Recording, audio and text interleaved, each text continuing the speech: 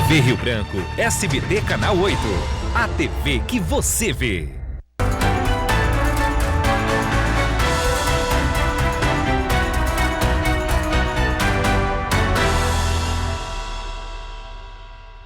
Parece que foi ontem, mas há exatos 59 anos, o Acre deixava de ser território, e já tinha sido uma espécie de Estado independente, para ser Estado, de fato. Estado do Acre, através da Lei 4.070. À época, só para contextualizar melhor, o presidente da República era João Goulart, um gaúcho. Coincidência ou não, a nossa história, né, a nossa independência foi conquistada pelos nordestinos, mas sob o comando de outro gaúcho, não menos importante da nossa história, Plácido de Castro. Parabéns, Estado do Acre. Hoje, 59 anos, né, desde junho, 15 de junho de 1902. Está aqui, ó. Acabei de ganhar de presente. Mostra aqui, por gentileza, o meu amigo Macedo. A primeira Constituição do Estado do Acre, de 1963. Aqui. Quem me deu agora foi o nosso entrevistado de hoje, o professor, pesquisador, historiador e nosso amigo pessoal, ex-colega de trabalho, José Wilson, está aqui comigo. Vamos fazer 2 blocos com ele. O professor vai dar uma aula de história para nós hoje, não vai ser bem uma entrevista. Seja bem-vindo, professor. Obrigado, Muniz. Parabéns aí o povo acreano. Uma honra recebê-lo aqui, logo hoje, tá bom? Obrigado. Sempre com o apoio do Arasuper, do Aramix, também da Clínica e Laboratório Dr. Lúcio Brasil. A solenidade em comemoração aos 59 anos do Acre Estado, está acontecendo desde o início da manhã, lá ali no Calçadão da Gamileira. Né? Vai ter a solenidade também no Palácio Rio Branco. O governador está falando nesse momento, falando sobre as dificuldades que enfrentou desde quando assumiu, né, em janeiro de 2019. E para quem não sabe, não lembra, gente, até 90, os governadores assumiam no dia 15 de março. Aí chegaram à conclusão de que, talvez tenha sido isso, né, professor? Se eu estiver errado, me corrija. Que o antecessor torrava todo o orçamento de janeiro a março, quando o cara pegava só o bagaço. Então, é 1º de janeiro, desde a posse do Edmundo Pinto. Constituição de 88. Então, aliás, o Edmundo ainda assumiu em março, né? Depois dele, aí, a partir do dia 1º de janeiro, então é a posse. Professor, nós vamos, como eu falei agora há pouco, não vai ser bem uma entrevista, é um bate-papo. O senhor vai deixar a gente atualizado sobre a nossa história. Todos nós temos o dever, a obrigação de conhecermos algo sobre a nossa história, evidentemente que não igual aos historiadores, aos especialistas. Mas, antes de falarmos sobre o Acre Estado, sem prejuízos para a nossa história, eu queria que o senhor resgatasse um pouco 2 pontos importantes. Primeiro, é o Acre independente. O Galvez queria também transformar isso aqui numa espécie de república independente. E aí, anos depois, o Acre passa a ser o território federal. E só mesmo há 59 anos é que conseguimos, então, a nossa independência econômica, financeira, a nossa emancipação político-administrativa. E aí, vamos lá então. Bom, primeiramente, parabéns ao povo acreano, né? Eu nasci perto de Fortaleza, sou acreano de coração, meus filhos nasceram aqui, né, no Santa Juliana. Se eu não tivesse um amor por Acre, eu tinha retornado para o meu Ceará, né? Então, o Acre tem uma história que ainda precisa ser valorizada, precisa ser respeitada, precisa ser publicada, precisa ser resgatada por pessoas que convivem e amam essa história. É uma das histórias mais bonitas do nosso Brasil, é o processo de incorporação do Acre ao território brasileiro, que findou, né, em 17 de novembro de 1903, lá na casa do Barão Westfália, né, lá em Petrópolis, lá que é assinado o Tratado de Petrópolis entre o Barão do Rio Branco, né, e José Paravancini, que era o ministro plenipotenciário da Bolívia. Então, a partir desse momento, o Acre, pela lei 1181, né, do Rodrigues Alves, o presidente da República, é quando ele é autorizado a administrar territorialmente o Acre. Então, de 1904, né, 1º de abril de 1904, pela Lei 1181, o Congresso Nacional, Muniz, ele autorizou o presidente da República a administrar o Acre territorialmente, financeira e administrativamente, né? E aí o Acre passou por esse período, a gente teve os 4 departamentos, né? E está lá no nosso contexto da história, lá no Palácio Rio Branco, aquelas 4 colunas, cada coluna representa um departamento do território do Acre. Vamos lá, né? então, aos departamentos. O primeiro foi o departamento de Sena Madureira. Por isso que os senamadureirenses enchem o peito quando dizem que eles foram sediar, então, o primeiro departamento. Isso, Sena Madureira, que é no dia 25 de setembro, 4 dias depois, né, o Taumaturgo vai fundar o Cruzeiro do Sul, fez toda a compra da área lá do centro, do Seringal Invencível, né, que vai se transformar com o tempo depois a cidade de Cruzeiro do Sul, né. E aí, logo depois, nós temos Rio Branco, em 1909, e logo em seguida, em 1913, né, criado o 4º departamento, que é o do Alto Tarauacá, que hoje é o município de Tarauacá. E aí, resultado, o Acre passou de 1904, 1º de abril, até de 1º de outubro de 1920, como território do Acre, governado por 4 prefeitos, né? E pela reforma administrativa do presidente, eles tinham poderes iguais? Todos eles tinham os poderes iguais, os 4 departamentos, nomeados pelo presidente da República. Você me fez lembrar lá no período pré-colonial das capitanias hereditárias. E aí, quando a primeira reforma seguinte, né, a de 1920, o presidente ele extingue os 4 departamentos e cria o território federal do Acre. Aí nós vamos passar nessa batalha. Tá, só para explicar melhor. Aí, nesse período, o Acre passa a ter 7 municípios ou só 5?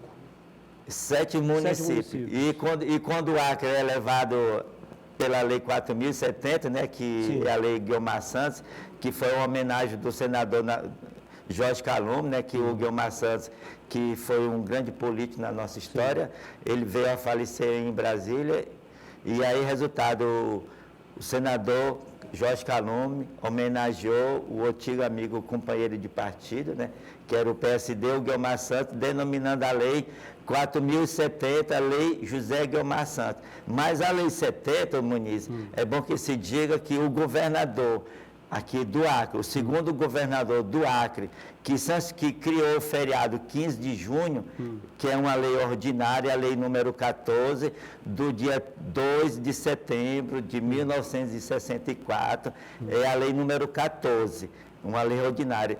Esse governador que criou o feriado 15 de junho, o governador Gladson, está na hora do Estado reconhecer essa falha histórica, porque esse governador sequer está na lista dos governadores do estado do Acre, sequer a sua fotografia é posta na galeria dos governadores do estado do Acre, Cerqueira Filho? Que é o Edgar Cerqueira. O estado não reconhece ele como governador, mas se nós vemos o que o Cerqueira fez enquanto governador... O ato dele administrativo em si é uma prova, né? Ele ficou 11 meses como governador e sancionou mais de 93 leis passadas pela Assembleia. Resultado, esse personagem então, proporcionalmente, ele foi um excelente governador. Ele criou muita coisa no nosso estado.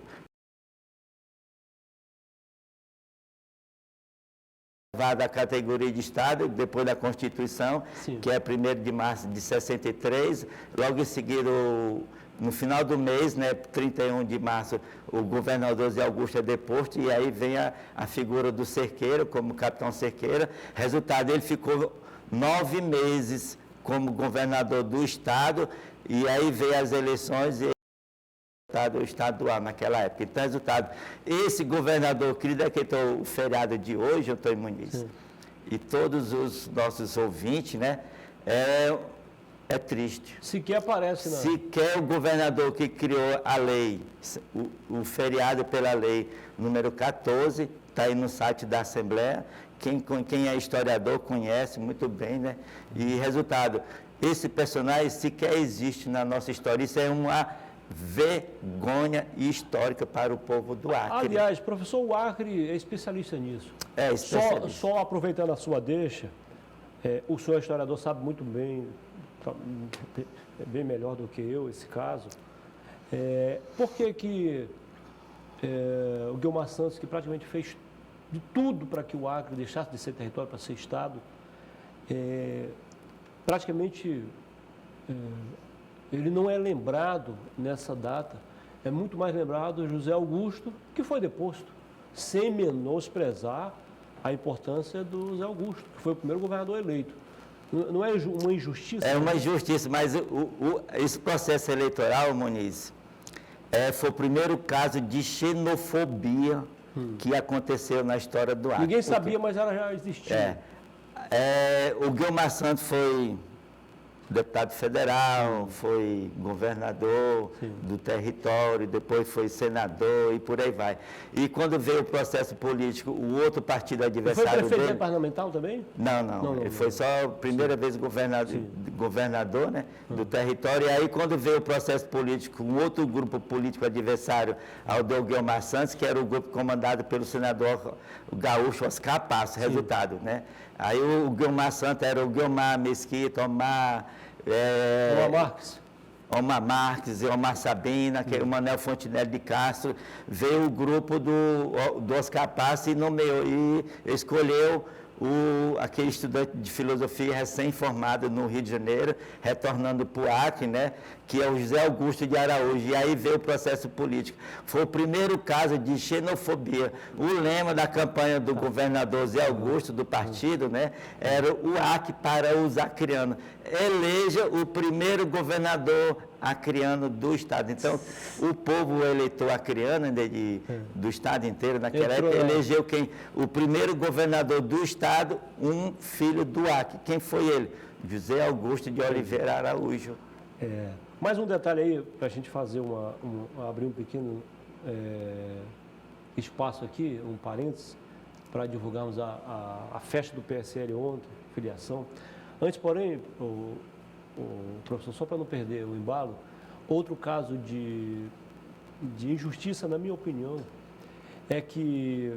Lembra do Wilson Pinheiro? Sim, lembro. O Wilson Pinheiro, ele foi sindicalista, assim como o Chico Mendes, morreu praticamente nas mesmas condições, com tiro de espingardas, escondidas. Ele foi fundador de sindicato, assim como o Chico Mendes, só que ele, em Brasileiro, Chico Mendes em Chapuri, ele iniciou a luta antes do Chico Mendes. Sim, sim. E quem aparece na história é só o Chico Mendes. Com todo respeito à história do Chico Mendes. Eu não estou querendo menosprezar aqui o Chico Mendes, eu estou dizendo que há uma injustiça a ser corrigida. Tem uma justiça. Por felicidade, né, no dia do enterro do José Higino de Souza Filho, que foi o primeiro presidente dos sindicatos trabalhadores rurais de Chapuri região, eu estava em Brasileia, fui para o enterro, estive lá naquela convulsão do enterro, né, do José Higino de Souza Filho, foi o primeiro presidente do sindicato, né? E aí eu estava lá em Brasileia, me lembro até hoje, fui nesse enterro, e é tanto que o José Higino de Souza, ele tem uma foto dele lá no auditório do INCRA, aqui no bairro São Francisco, em homenagem a ele, porque ele foi o primeiro a lutar no empate, né, com relação à questão da chegada dos pecuaristas para tirar os poceiros, os seringueiros das fazendas. E aí veio o segundo, que também foi morto, né, por um empate, né, briga lá com os fazendeiros naquela região, o segundo presidente. Também eu conheci a filha dele, né, do Wilson Pinheiro, e aí veio o Chico Mendes, o terceiro presidente da mesma instituição política, resultado. Só se lembra do Chico Mendes. E os dois antes que também morreram na luta, que foi o Wilson Pinheiro, e antes do Wilson, o José Higino. É tanto que a União homenageia esse personagem da nossa história que é esquecido, homenageando ele lá no INCRA, em homenagem a esse primeiro personagem da nossa história que lutou pelo empate resultado, né? E o empate... E o empate que o professor refere-se aí, gente, não é aquele resultado de um Fla-Flu, não, tá? É o ato de tentar impedir o avanço das derrubadas da pecuária no coração da selva amazônica. É verdade. Legal? Bom, o vice-presidente nacional do PSL, Partido Social Liberal, Antônio Rueda, esteve aqui ontem, na véspera do feriado, né? Um ponto facultativo. Mesmo sem a inclusão, sem a entrada oficial do secretário de Saúde, Alisson Bisteni, no partido, a festa aconteceu. E aí teve algumas estrelas a mais, entre as quais o doutor Veloso. Eduardo Veloso é o novo integrante do PSL. Veja a matéria. Qual a importância desse ato de filiação para a população acreana? Olha, o PSL do Acre mais uma vez provou que o Acre é pobre, é pequeno, mas é enjoado. Nós estamos aqui pela segunda vez com membros da direção nacional que estão vindo aqui prestigiar o nosso partido. Tá? Hoje nós filiamos aqui pessoas importantíssimas para a política acreana, pessoas que têm um legado na política, que têm um trabalho junto à sociedade e que comporão a nossa chapa tanto de deputado federal como de deputado estadual. Com certeza o PSL sai desse encontro hoje, desse ato de hoje, muito grande. A minha chapa, na minha cabeça, para o ano que vem, ela está montada. E tudo o que eu puder fazer para ajudar o presidente Bolsonaro, para ajudar o governador Gladys Cameli, eu estou fazendo e vou continuar. E agora, nesse ano, também tenho que me dedicar a duas tarefas. Uma, ajudar que os recursos que eu consegui em Brasília cheguem aqui ao Estado, numa parceria com a equipe do governador Gladys Cameli. E outra, ajudar também do ponto de vista das alianças partidárias. Já é a época de começar a mexer com isso.